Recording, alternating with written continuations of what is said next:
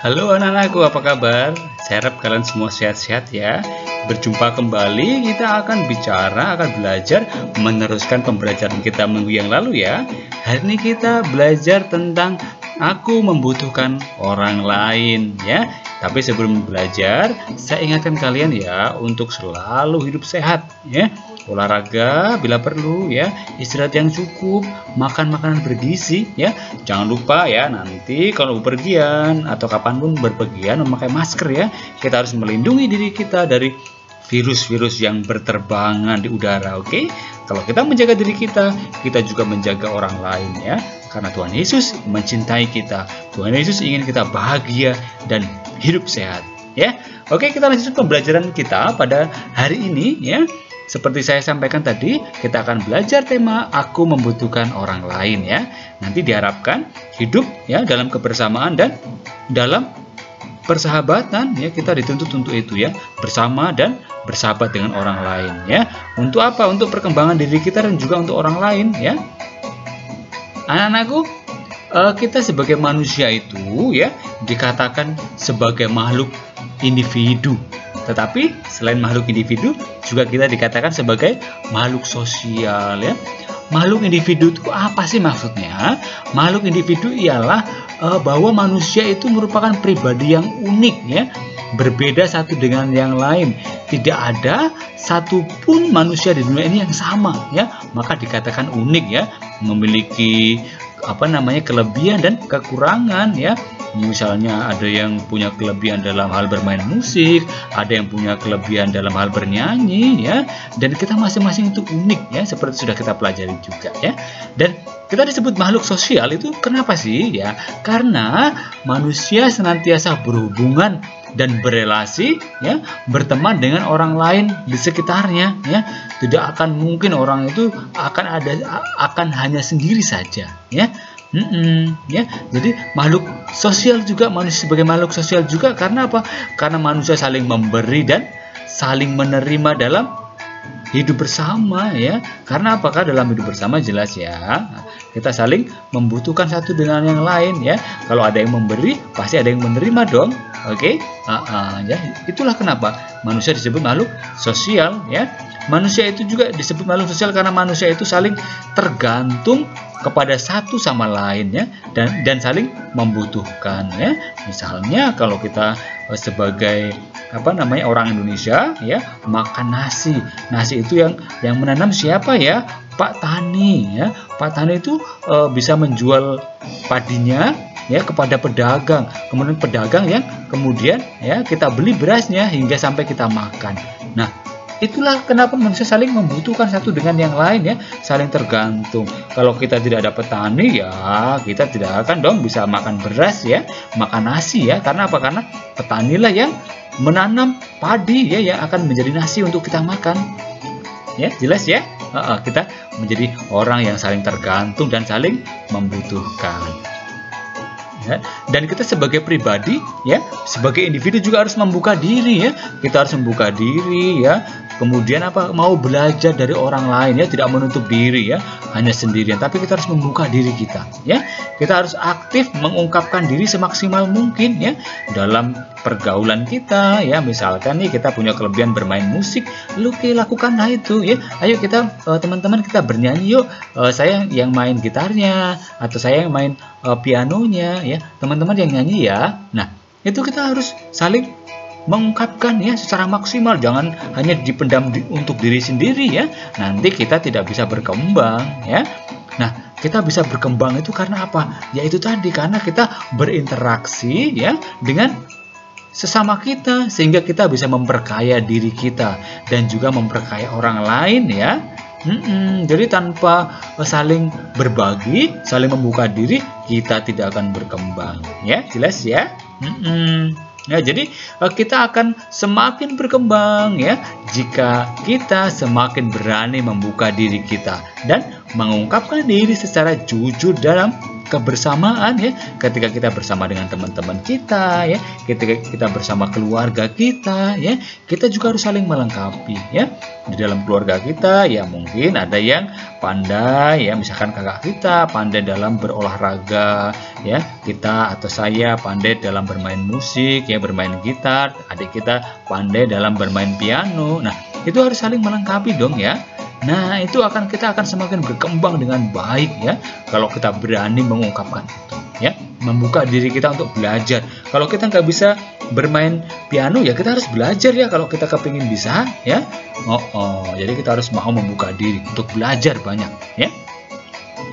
Anak-anakku ya, kebersamaan dan persahabatan memiliki makna yang luhur ya, bukan saja diukur dari kepentingan untuk diri sendiri, tetapi juga untuk kepentingan orang lain ya. Jadi Yesus memberi contoh ya dalam hal persahabatan ini ya, supaya apa? Supaya bersahabat dengan baik ya. Persahabatan yang penuh ya semangat dan saling percaya serta saling mencintai ya. Bahkan Yesus pernah mengatakan bahwa sahabat sejati harus rela mempertaruhkan nyawanya. Nah, berarti ini kan memang Tuhan Yesus menghendaki supaya kita hidup bersama dengan orang lain ya. Kita tidak bisa hidup sendiri ya, bahkan kita harus merelakan ya untuk sahabat kita, termasuk nyawa kita. Maka penting kan untuk memiliki sahabat itu, supaya kita bisa berkembang secara maksimal tentunya ya.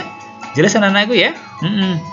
Anak-anakku ya, proses pertumbuhan dan perkembangan seseorang ya, mulai dari bayi ya, bahkan sejak dari kandungan ya, hingga menjadi kakek atau kakek nenek ya, seperti di gambar itu ya, bayi, anak-anak, kemudian tumbuh berkembang sampai kakek nenek ya, mereka akan selalu hidup ya bersama dan dengan orang lain ya.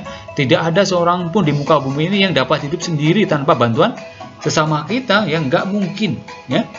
Kita harus atau kita pasti membutuhkan orang lain ya. Apabila manusia tidak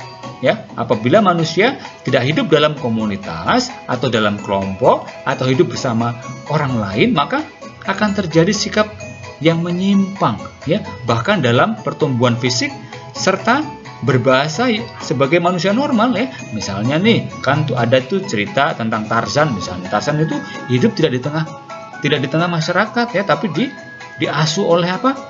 Oleh gorila. Maka bahasanya ya seperti bahasa gorila ya. Kita tidak bisa memahaminya ya. Jadi karena kita ya tinggal bersama orang lain ya, kita tinggal di dalam keluarga, kita diajari cara untuk berbicara, cara untuk makan, maka ya kita bisa apa? Kita bisa hidup seperti manusia yang lain ya, secara normal.